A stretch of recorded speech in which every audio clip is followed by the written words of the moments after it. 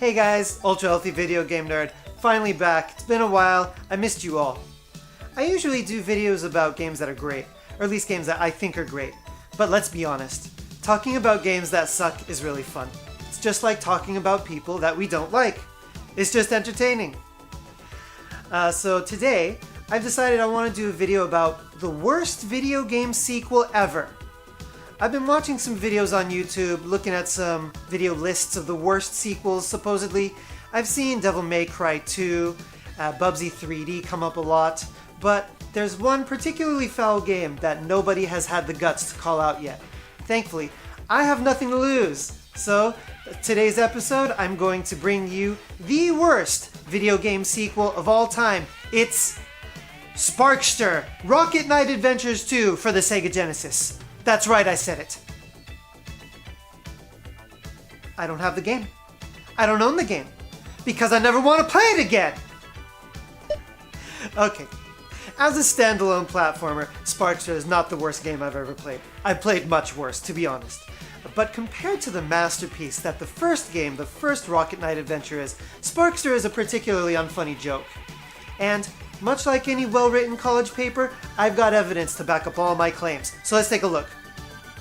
Just for some background, the first Rocket Knight Adventures came out in 1993 and was a platformer with an abnormally large number of boss fights. Every level had some totally different gimmick, and the bosses were big, highly animated, and had learnable patterns. Basically, the game was just a non-stop barrage of awesomeness. The control was sharp, and nothing felt cheap.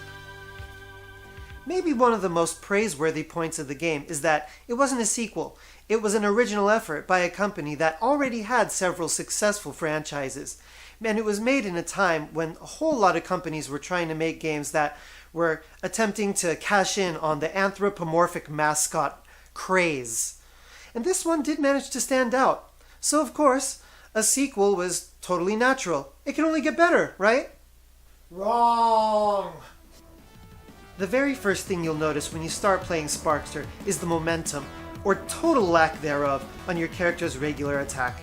It's so damn slow, heavy, sluggish. It just hampers the action. Look at this! I can literally feel the weight of a 50-pound sword in my hands just watching the animation. Your character comes to a total stop when you swing the sword. The attack was so light and continuous in the first game, you could just dish it out and keep on running. Why did they do this? At this point, the game has just started, and if it's your first time playing it, you might just chalk it up to having a completely different style of play than the first game. Well, we're only one button press into the game, sadly. Almost immediately, you'll have to play the same mini-boss 3 times in a row. This stupid tank-like thing that just charges at you and takes 5 hits or so. 3 times? If it were just a regular enemy, of course they could have as many instances of it as they please, but this is an actual mini-boss. The screen won't scroll until you beat it. While still minor, it definitely isn't characteristic of a well-programmed, streamlined game. Now, this is where things start to become unforgivable. After about 2 minutes, which is still the very first subsection of Stage 1, you'll bump into this contraption that drops these discs incessantly. The top 2 flash a different color sometimes, so you might think that you need to attack those or something. Nope, doesn't work. As quickly as you get rid of them, more come down to impede your way. How do you get past this silly little machine, you ask?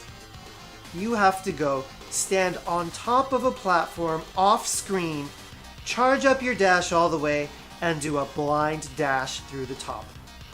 If you try to dash when the thing is on the screen, it'll start dropping discs before you have time to get through. This is an abomination of game design. Who in their right mind would put this utterly meaningless hindrance right in the beginning of a game? The Rocket Knight games are supposed to be fast-paced, with quick transitions from one gameplay gimmick into the next. This just totally breaks up the speed of the game. It's awful. And I actually had to go online and watch a video in order to figure out how to get past the stupid thing. Christ! To be honest, I don't know which is worse. The disc-dropping machine from hell, or the mini-boss that comes immediately after it. What kind of innovative, character design are you expecting to find after you squeeze past this disc dropper from hell? A pillar. A metal pillar. With a face or some kind of mythical creatures etched onto it? Nope, it's got screws. Now that's fucking excitement. Actually, the only thing less exciting than the visual design of this boss is the gameplay pattern required to beat it. The layers spin around, and when they come to a stop, sometimes one of the screws will be exposed, so you have to dash in order to take out the screw. And make sure it's a fully charged dash, or it won't work.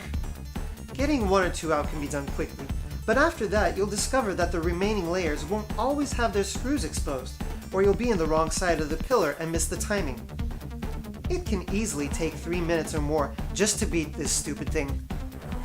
Really, Konami? I don't worship Konami like a lot of other retro gamers do, but for God's sakes, is this the best that you could do? It shatters the pace of the game to pieces. It's not innovative at all, it's just boring.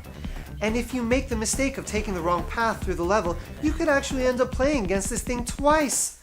That is torture. And keep in mind, we're still in the first subsection of level 1! After you make your way through some enemy-infested jungle and a runaway train, you'll face the true end boss of level 1. It's the lead car of the train, and you can see a crystal sticking out on the right side, which is theoretically the power source, and of course, you'll want to attack it.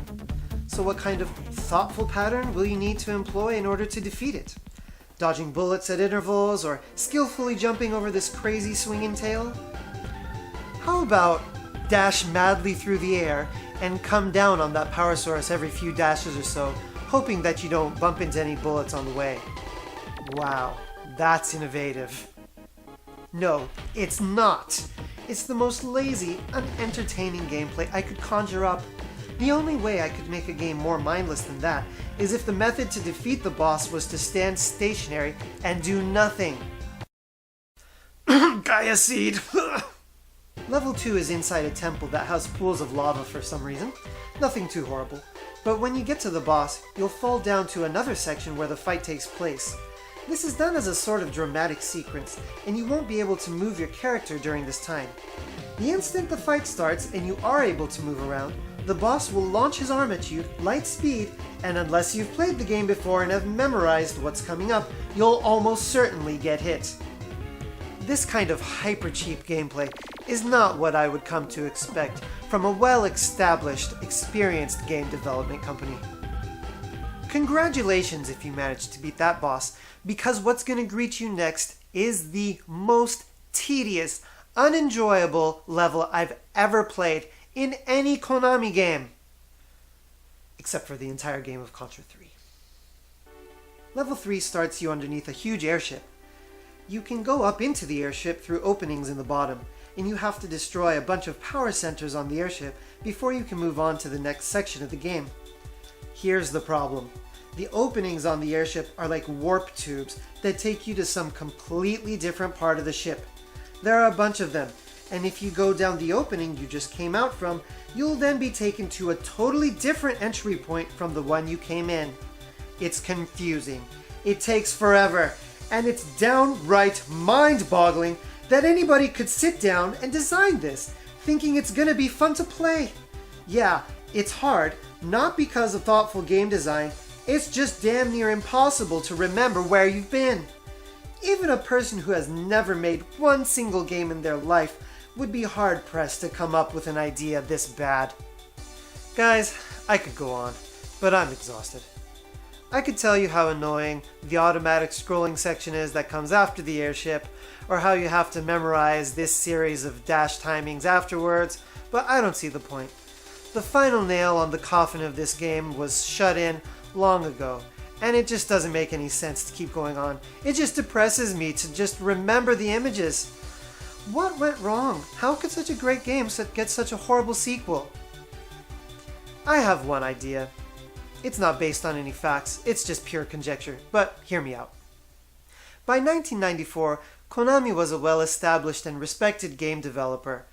If you live in Japan for a while, you realize that corporate culture here is pretty mad. Companies often expect their employees to work 12 hours a day or more, and not a whole lot happens to them.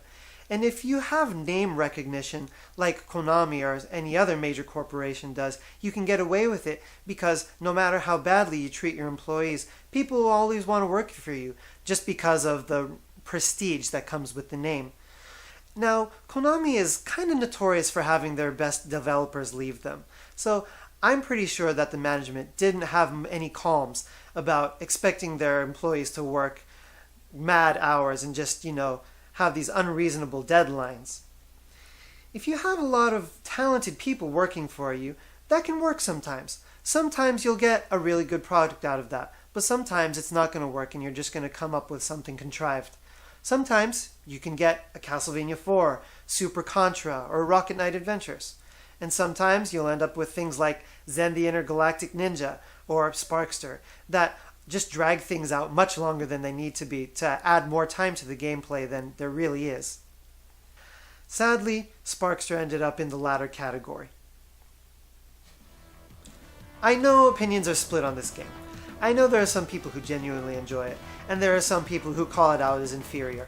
I'm in the latter camp. Be careful if you're thinking about buying this game, because it's expensive, either the Japanese or the American version now. I think I bought it for about $120 and managed to sell it back for $145 not too much later, so I can't complain. But it's not worth your time. Yeah, I know. The music in the first level is legendary. Yes, it is. That's true. I'm not denying that. I'm no fool.